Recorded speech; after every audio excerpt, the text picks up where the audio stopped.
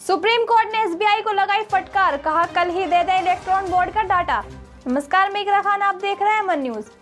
Supreme court की 5 सदस्यीय संविधान बेंच ने सभी पार्टियों को इलेक्ट्रॉल बॉन्ड के रूप में मिले चंदे की जानकारी देने की समय सीमा 30 जून तक बढ़ाने की मांग खारिज कर दी। चीफ जस्टिस डीवाई चंद्रचूड़ की अध्यक्षता वाली बेंच ने भारतीय स्टेट बैंक एसबीआई को इलेक्ट्रॉल बॉन्ड की जानकारी मंगलवार 12 मार्च तक दाखिल करने का आदेश दिया।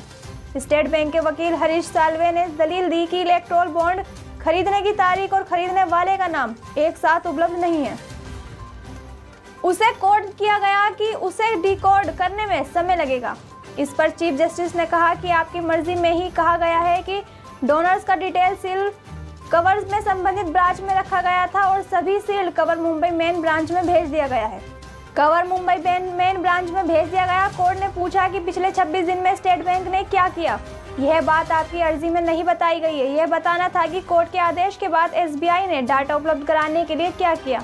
सुप्रीम कोर्ट ने इस पर नाराजगी जताते हुए कहा कि एसबीआई की गंभीरता इसी बात से जाहिर हो रही है कि एक assistant general manager supreme court के आदेश में बदलाव की मांग कर रहा है। सुप्रीम कोर्ट ने स्टेट बैंक को चेतावनी दी कि अगर कोर्ट के आदेश का पालन नहीं होता है तो अवमानना की कार्रवाई के लिए तैयार रहिए। स्टेट बैंक ऑफ इंडिया ने सुप्रीम कोर्ट में याचिका दायर कर सभी पार्टियों को इलेक्ट्रॉल बॉन्ड के रूप में मिले चंदे की जानकारी देने की समय सीमा 30 जून तक बढ़ाने की मांग की थी। समय सीमा 6 मार्च थी।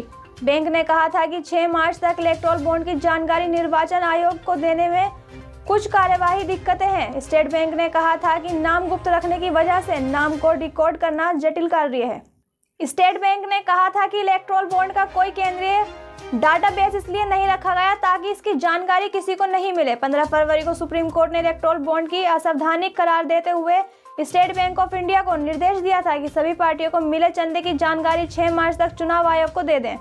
जो बॉन्ड कैश नहीं है, राजनीतिक दल उसे बैंक को वापस करे। फिलहाल के लिए इतना ही। देश और दुनिया की तमाम बड़ी खबरों से जुड़े रहने के लिए आप देखते रहे अमन न्यूज।